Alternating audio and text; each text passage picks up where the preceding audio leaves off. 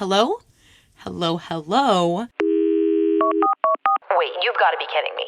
Let's get this untwisted. Honestly, I swear to God, I've been recording for about 4 months now, pretty much from day one with the exact same microphone, and I think I just properly learned how to use it. Like this whole time, it's been a total guessing game. Definitely I've had some really bad audio episodes. Like if you go back and listen to a few of them, I can't even listen to them, so apologize retroactively for the terrible listening quality. That is absolutely my fault, but hopefully we're sounding a little bit better. I'm actually able to hear what I'm saying, so amazing. Happy October. This is crazy. The only year I've ever wanted the year to fly by. Now I'm just hoping that the holiday season, the fall season, the winter season is enjoyable. It's fun. Everybody's staying healthy, staying safe. That is of the utmost importance. Somebody asked me the other day if I had any goals for October, like if I had anything in mind that I wanted to be doing for the month. And I used to be that person that would set new goals at the start of every month, and I'd feel so refreshed and recharged. But I've kind of stopped doing that, but maybe I need to kind of get back more on the train. Here's where my head's at, though. I'm feeling a little bit unmotivated lately, and by a little bit, I mean a lot of it. I'm feeling just very lazy, very indulgent, like I just want to be sitting at home eating my fall pumpkin Oreos.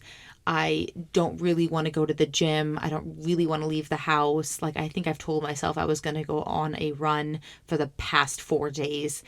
Still haven't done it. We'll see how today goes. And I think I'm just feeling a little bit like tired of this lifestyle. Like, I want everybody to be healthy again. I want to be able to leave the house comfortably. I just want everybody to be safe and sound. And I think that it's really starting to hit me that we're so far into quarantine, and at the beginning of it I was just sort of trying to make the most of the situation, if I even could do that, and now I think I'm just very tired of it. So maybe that should be my goal for the month of October. A better attitude first and foremost, just trying to have a better outlook on the whole situation, because yeah, you can get down in the mud, but what does that help you? How does that help you? How does that help anybody? I think I need to give myself a little bit more grace, because this is my favorite time of year. So I do want to be indulgent. I do want to do the fun things. I do want to not do anything. Like, that's somewhat in my nature. But I also think I need to be following a little bit more of a schedule. And I actually think that is my number one goal for October. I feel like it's going to be a really busy month for me. So my number one goal will be sticking to my planner. I'm one of those people that goes through off and on months with my planner. Like 1 week you are Mrs. Planner. She is your ultimate best friend. She's in your back pocket. You're checking her every single second of the day. And then somehow, like just gradually over the next week's time, you forgot she even existed. And I don't know how it swaps so suddenly, but I am either hot or cold. There is a no in between. So I need to be very hot with my planner this month. I need to be on top of it. I need to stick to my schedules, and I need to not just say, oh, I'll do that tomorrow. Oh, I'll do that the next day, because that is my middle name, and she does not need to exist in the month of October. It's just not conducive to any sort of productivity. So my number one goal is planner, meetings. What is your goal? Tell me your goal. Send me a DM telling me your goal for the month of October. If you don't like goals, then tell me what you're most excited about for the month of October. But speaking of just sort of feeling bleh lately, like definitely unmotivated, definitely not wanting to have that same drive to work out all of the time, that's actually been a topic that I've been wanting to focus on for quite some time, and I apologize for my delay on it. But really, I think that especially with this overindulgent culture of social media, we are constantly being fed content, particularly in like the fitness realm, if you will, that almost can sometimes make us feel like if we are not working out 7 days a week, 24 hours a day, then we're a piece of shit. And of course, that narrative is so wrong. It's so wrong. But, for some reason, even though we know that's not the truth, we allow ourselves to believe it. Like we let ourselves think. I think it's like anything with social media where we just let little things get to our head and we kind of let it eat ourselves alive. And I'm saying I'm kind of speaking on behalf of myself here, but I know that many of you have actually reached out to me telling me a similar narrative. So I don't mean to be speaking on behalf of anybody, but I'll just say myself from now on. Especially when I'm scrolling through my Instagram feed, for example, I follow a lot of fitness influencers. One, because I think they inspire me a lot of the time. Two, because I'm just genuinely interested in following them. I like the people. I like their workout routines. Sometimes I use them as my own workout routine if I just don't know what to do in the gym for that day. Three, because it's just sort of a personal interest of mine. Like I've always followed fitness influencers ever since I had an Instagram, just because that's something I've always really cared about. I've always really cared about taking care of my body, being in the gym, going to the gym. That's just something that's always been inspiring to me. So of course I'm going to follow people who promote a healthy lifestyle or promote going to the gym and sharing their workout routines because I want to be like that. I want to be like them. And also, I feel like there is such diversity in the fitness world that it's important to not just follow one narrative. Like, I want to make sure that I'm following creators of all backgrounds, creators of color, creators that inspire me with weightlifting, that inspire me with running. There's so many different elements to it all that I don't ever just want to focus on one person or one narrative. And while I think there's so many great things to that, because like I said, I want to make sure that I'm having a diverse timeline. At the same time, if I'm following, let's say, 50 different fitness influencers, and I'm sure I follow either that amount or more, then that's all I'm seeing on my feed all of the time. And it's great because, like I said, they're amazing, they're inspiring, they're beautiful. But half the time, what are you doing when you're scrolling through social media? You're sitting on your couch, you're maybe eating food, you're at work, you're in bed, wherever you are. You're not scrolling through social media when you're working out unless you're on the treadmill or something. So I would say a majority of the time I see that content, and while I want it to be inspiring to me, it's probably my own insecurities talking here, but a lot of times it just ends up making me feel like, well, crap, I didn't work out today. Does that just mean I'm like a total big fat loser?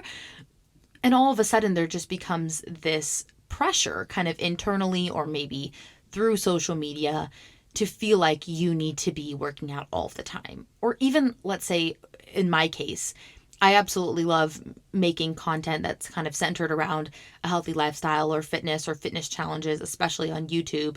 And I would say that from that, I get a little bit of pressure, not negatively by any means, but more so just from supply and demand, listening to you all or getting suggestions for new videos or new challenges that you want me to try.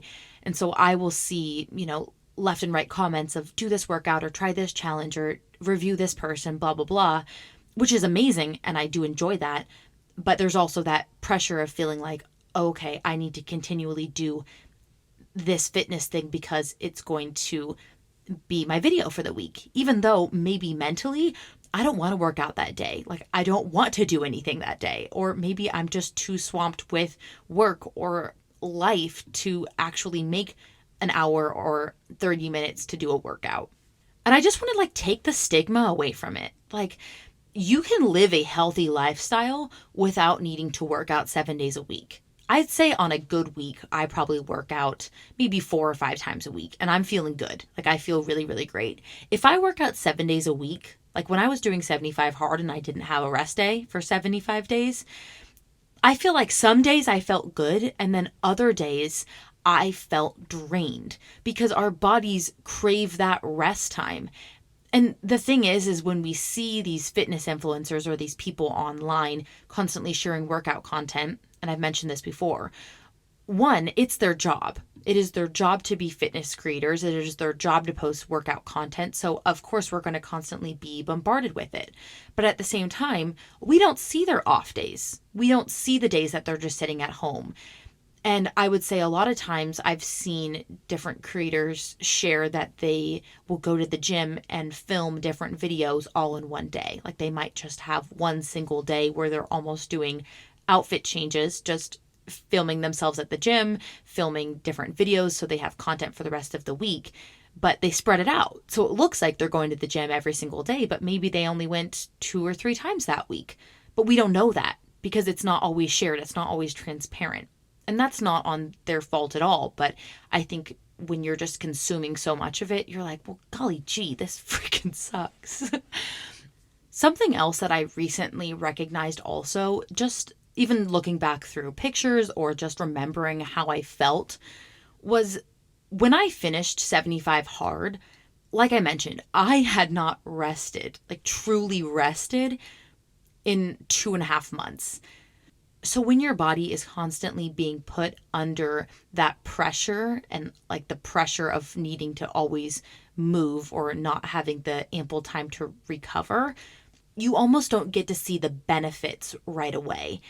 And I actually think that I ended up losing more weight the week or 2 after I was done with 75 hard. Not even relative to the scale, but just in knowing how I felt or how I looked.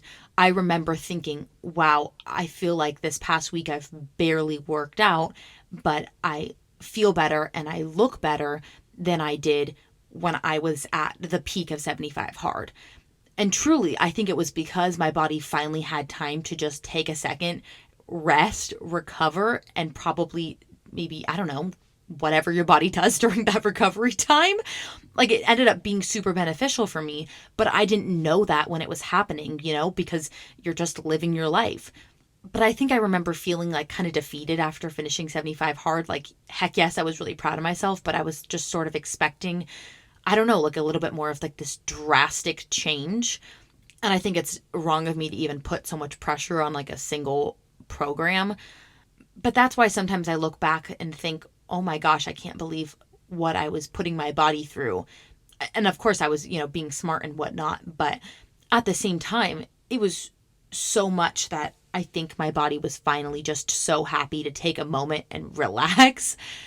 And that was good for me. It was what I needed. It was what my body was craving. And my point of all this is that rest is extraordinarily important. And I don't want you to scroll through your social media feed and constantly be seeing these external pressures to feel like you're always needing to be at the gym, when in actuality, that is not the truth. It's not good for you. It's not sustainable. And in all honesty, I want to go to the gym after I've rested for a few days because then I feel a little bit more rejuvenated. I feel better about myself. Maybe I even feel more energized rather than just constantly feeling drained. Oh, I have to do this every single day. No, my body's going to be happier with me when I actually take the time to give it the proper care that it deserves. Okay, moving right along to a fun segment that I would like to call I Am Copying GQ. I wanted to make one of those YouTube videos that I will constantly see on my feed from the brand GQ, where they basically ask, I think they used to do exclusively men because that's the brand. But now I think they're doing women too. I don't know. Either way, it is a series that they do on their channel that's basically asking different celebrities or notable people 10 things that they cannot live without. And I thought it'd be kind of fun to do as a YouTube video, but in all honesty, I feel like I would rather just share it with this beautiful, intimate podcast community. You're my favorite people ever, and you deserve to know the truth. So without further ado, let's dive the heck in to the 10 things that I cannot live without. And I will also link everything that I share in the description box for this podcast episode. If there's anything that you're dying to know more information about, please reach out to me also. But just thought that this would be kind of a fun thing to do for this beautiful afternoon. So let's dive right in. First and foremost, and I hope that this does not come as a surprise to literally anybody, but one of the things that I simply cannot live without is my Nespresso machine. Now, she and I, we go a ways back. I actually received her first as a hand-me-down from my elder sister, Paige. And what a kind gesture for her to do, and something that I don't think either of us knew at the time would truly transform my life. My machine is from the Virtuo line. I believe it is the most bottom tier machine that you can purchase, but don't let that fool you, okay?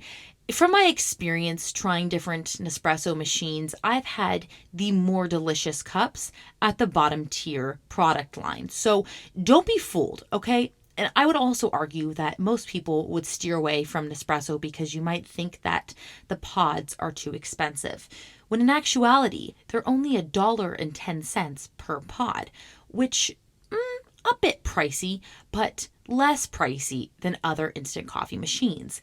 And the quality of the product, I could not rave about more. Like, it is the easiest to use, beautiful machine that brings me pure joy every single morning, afternoon, and sometimes night. I love her. I love her with all of my heart. I think that if you are still using Keurig, so many questions for you. I appreciate the game, but I think that it is time to elevate your life with Nespresso.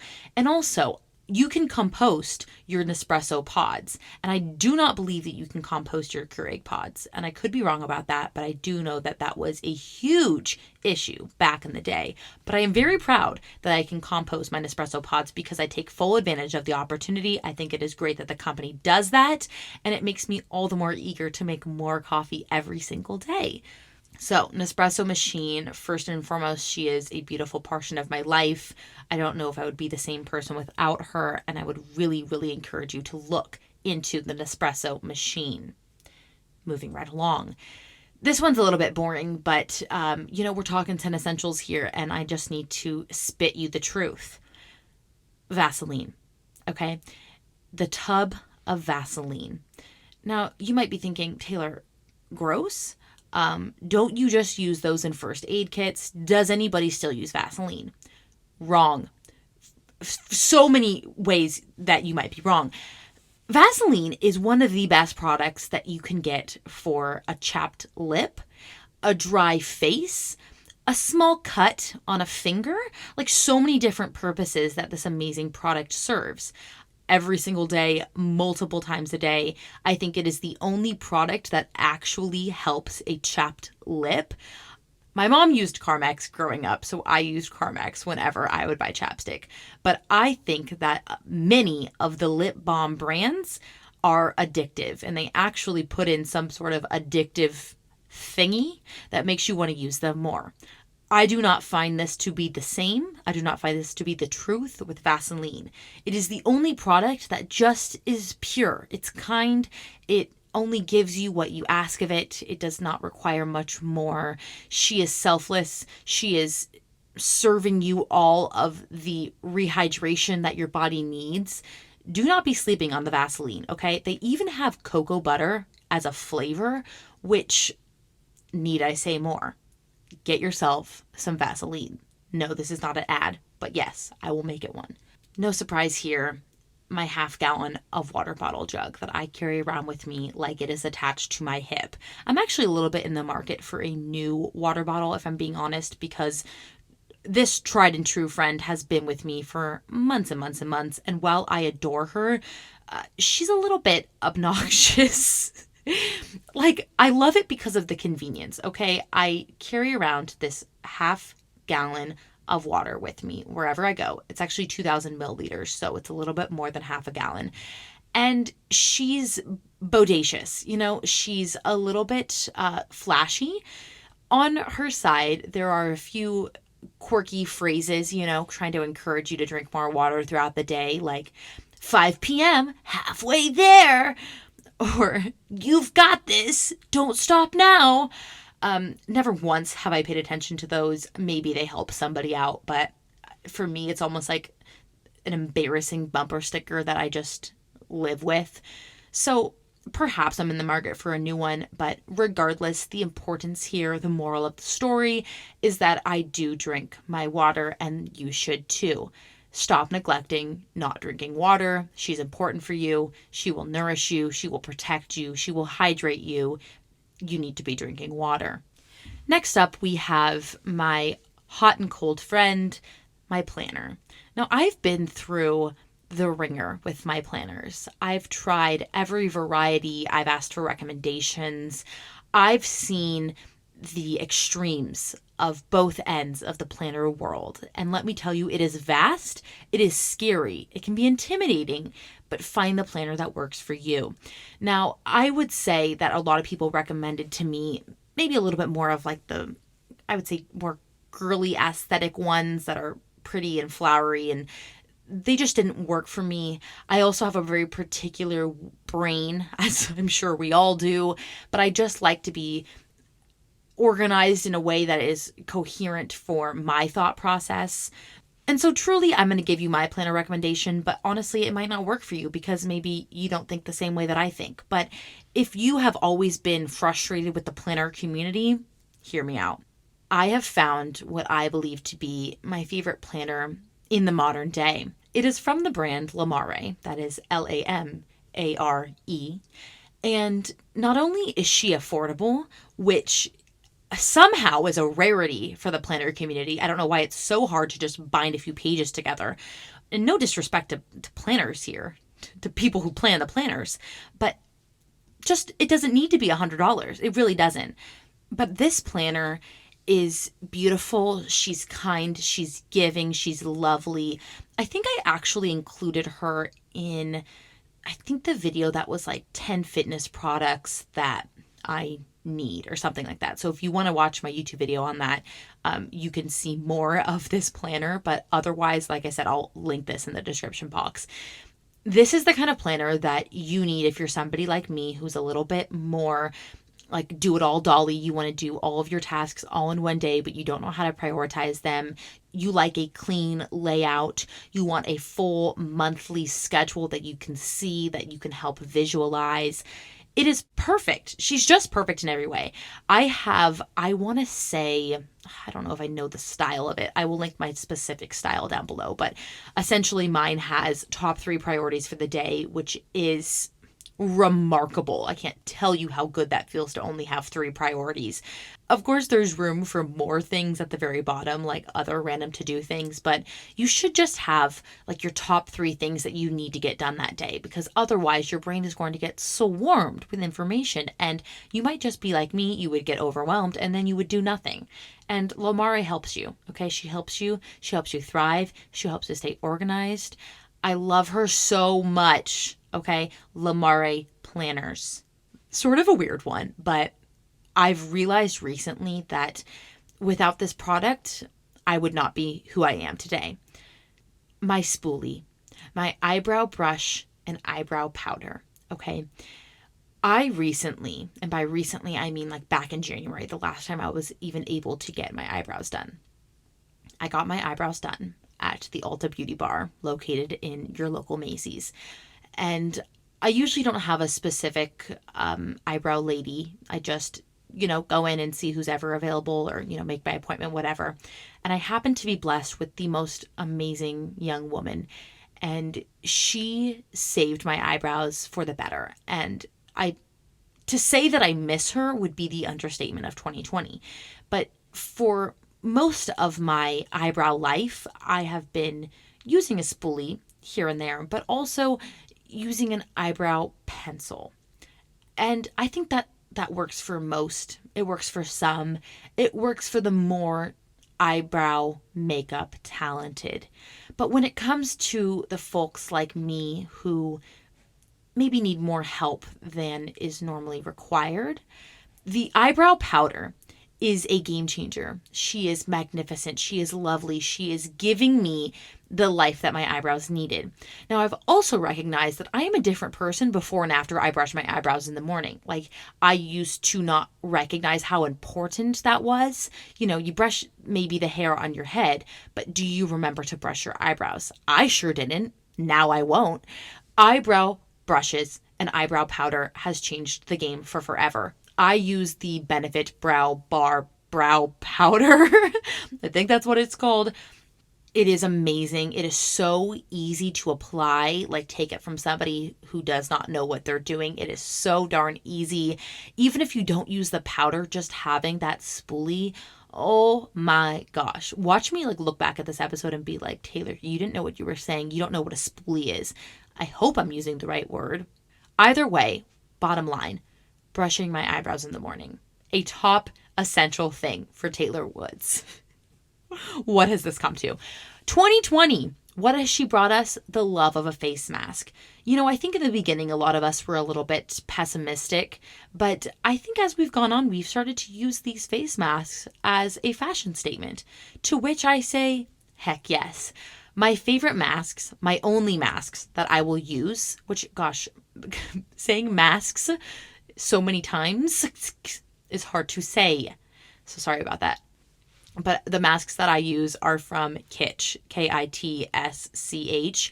They're wonderful and they're so darn cute. I get asked what brand they are on a daily basis. They come in a pack of 3 for, I want to say, $12, which at first I was like, wait, is that a lot of money? But then when you compare the other masks on the market right now, some masks are so darn expensive.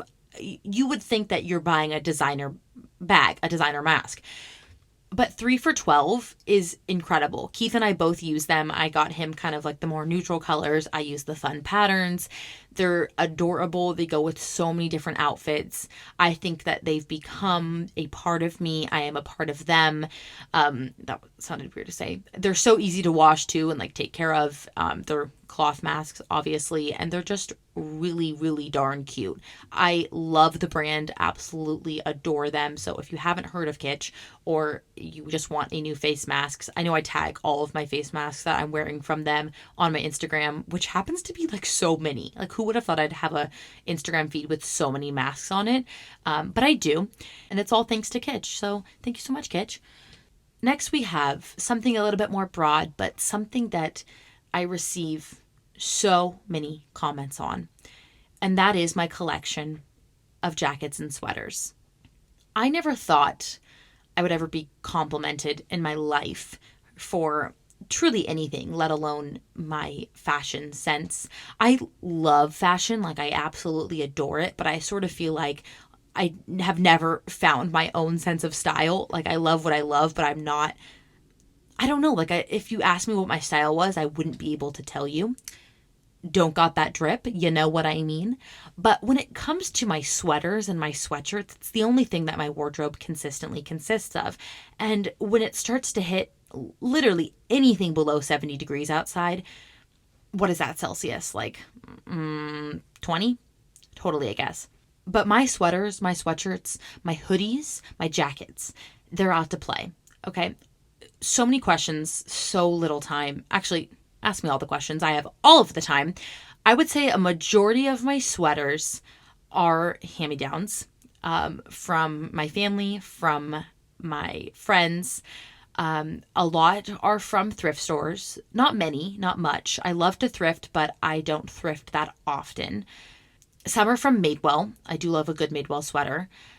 Some are from Nordstrom Rack. I would say that's a great place to look for sweaters because they're always going to be at a cheaper price than they would be at Nordstrom. Love a great Nordstrom Rack sale. A few from Target. A lot of merch, especially when it comes to my hoodies and my sweatshirts. I feel like I've loved merch since the dawn of merch.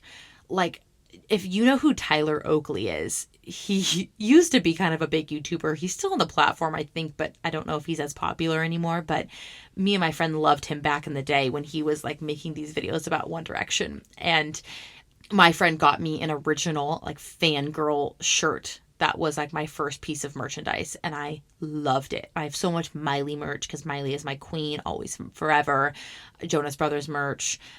All of the merch. I've just been a merch person for forever. So one day, oh my gosh, it'd be so cool if I made my own merch. That'd be amazing. But anyways, I feel like the best way to collect your sweatshirts and your hoodies, your jackets, your sweaters, jumpers, as my English friends will call them, is to just collect over time and to hold on to them far longer than you think is appropriate because they will swing back into style. And maybe they're a little bit outdated. Maybe they've pilled just a little bit too much, but try and take good care of them. Hold on to them for far longer than is needed and the wait will pay off. It will be worth the time. It will be worth the closet space. I promise you. Now, of course, when you think of 10 things that are essential in my day-to-day, I would, of course, like to mention my phone and my computer, but hello, I think that's fairly obvious. So I'm just going to skip past that one for now, and I'm going to go to my accessory for my phone, which is my new Casetify case. I have always wanted to buy a Casetify case, but I just didn't really want to spend money, in all honesty. And I also am the kind of person that prefers a cell phone case with credit card holders because I am lazy and I don't love to carry a purse. So having a phone case with card holders is phenomenal. You throw your ID in there, you throw a debit card in there, maybe a little gift card or something, you're good to go, okay? You have a night out, you don't need a purse, you don't need anything. You just need your phone in a pocket and you are good as golden. So that's why I absolutely love them. But I found this case, I think it was actually an Instagram ad, and it is this beautifully kind of like rich red and orange with these adorable ghosts on the case. And it's actually a little bit translucent. It's definitely not clear, but it is based off of the color that the case is. So I think it comes in at least 6 or 7 different colors. I chose to get red. You can look it up on the Casetify website. Again, I will also put a link down below. But it is the cutest thing I've ever seen. And it is the best thing that is getting me in such a good mood every single day. Like, I kind of feel like a new person when I get a new phone case. Like, it is somehow elevating my look. It elevates your style. It puts me in the holiday spirit, okay? Spooky season. I love it. I love it so much, and I just love the feel of it. Like, even Keith was like, dang, I should get a Casetify case because I think it is so awesome. So if you have never looked into Casetify, I would highly recommend them. I think that they're all the hype because they're worth the hype. You know what I mean? They're absolutely like indestructible. I think I bought the maybe second level or the third level up that has a little bit more of security for your phone. So if you drop it, if you're a klutz like me, it won't break, it won't crack, which I am all the way here for. It's just adorable. Like, and it just is making me in such a good mood. And I cannot wait for whatever they come out with for Christmas because I'm there. And I also want to get one of their eco-friendly cases because I've seen that they do those. And that is right up my alley. Love that. Rounding out the list at number 9, we have my new jump rope. Now, if you would have told me even a few weeks ago that I would be jump roping in my apartment, I would have said, you're out of your mind. But hear me out. I really want to do the jump rope challenge video on YouTube, and I've been, prepping for it. I've been trying to get started on the challenge. And I am thrilled to say that I am jump roping in my apartment, trying to get my loops on, trying to become a better jump roper, trying to get those wicked calves that I've always dreamed of. So, I don't know if I would recommend it to all apartment owners, apartment renters. I happen to live in a very concreted floor, so I'm comfortable knowing that if I jump lightly, I will not disturb my neighbors below. However, I do worry. It is something that goes through my mind every time I'm on my jump rope, but I'm really just trying to work on my skills, okay? I want to get that double under. I want to be quick. I want to be fast. I want to be skilled at the jump rope. So right now, that is an essential part of my day. I'm trying to start my day off with a little jump rope here and there. Really just elevate the game. I got my jump rope off of Amazon too. It looks like the most elite thing you've ever seen, even though it was like $10, $12 or something. Totally worth the investment. And now I've got a jump rope for life. And that's pretty damn cool. Last but not least, let's talk skincare because it's important, and I hope it's something that you are prioritizing because I used to not, and I'm mad at myself that I didn't. I recently switched to using Paula's Choice for my skincare, which previously I was using Dr. Dennis Gross. I still have their products and I will use them here and there from time to time, but their products are just a lot more expensive than I would prefer to be spending, and I just couldn't keep up with spending that amount of money, every few months. So I looked into Paula's Choice and I really liked Paula. I liked her philosophy. I thought she was a cool chick. And I just decided to go for it. So honestly, I was searching around on Amazon. I found a few different of her products. I'm sure there are more that I should look into trying, but I just went for 3 that I knew would be like my tried and trues. So there's one anti-aging eye cream that has shea butter and peptides in it that helps visibly firm, plumps, and smooths. And I swear this has made a humongous difference. in my eye wrinkles. I didn't think that it could change so significantly, but I swear that they have gone down. They feel better. I feel like they feel more hydrated throughout the day, if that makes sense. Absolutely love that anti-aging eye cream. Next, I have an ultralight super antioxidant concentrate serum with hyaluronic acid, which fights multiple signs of aging. This is amazing too. I think that, again, this just helped me feel really hydrated throughout the day. I think that it's helped a lot of my different like fine lines on my face. It just, I don't know, makes me feel like freaking good. I don't have much other amazing things to say other than the exact same thing over and over again. The last one is just another type of moisturizer. Not another, it's a new type of moisturizer. Anti-aging clear skin hydrator with a word I can't pronounce, and vitamin C. Lightweight gel lotion, delivers immediate hydration, visibly refines pores, brightens, and smooths skin.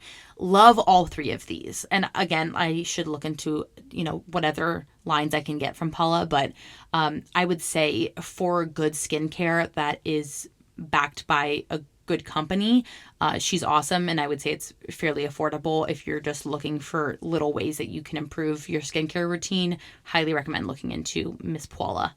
Miss Paula's Choice. Well, my friends, my beautiful, beautiful friends, I think that concludes the episode for today. I kind of hope that you enjoyed this. No, I don't kind of hope. I really hope that you enjoyed this episode. Thank you so much for tuning in. As always, the day that I am actually recording this is actually International Podcast Day. So with that, I need to throw in a cheesy little plug of how grateful I am for every single one of you. It was the biggest dream of mine to start a podcast. And I think for so long, I was just so nervous about jumping into a platform I really knew nothing about, but I could not be more grateful for the support that you have given me, the kindness that you show me, the fact that you even tune in and listen to my episodes, whether they're weird and dorky like this one, or they're sentimental, or they're, I don't know, hopefully helpful in some way. It just means so much to me. And truly, this has become my favorite platform. And I did not think that that would ever happen, considering I just love making my videos and whatnot so much. So I just want to thank you so much for giving me a chance, for tuning in and listening to this. It has been one of the greatest joys of 2020, and I do not say that lightly. So thank you so darn much. I love you all so sincerely. If you have any questions or suggestions for future podcasts, feel free to email me, hello@twistedpod.com, message me on Instagram @tayllorwoods with 2 L's. You can also message me on Twitter. I feel like I'm trying to get a bit more active on Twitter, and I think their direct messaging feels a little bit more cohesive than Instagram's. So if I haven't answered you yet, I'm not ignoring you. I don't know what I'm doing, first of all, but also maybe you could try and message me on Twitter if I haven't gotten back to you. So love you all so, so much. I hope you're staying safe, staying well, taking care of yourself, and I will talk to you in the next one. Bye.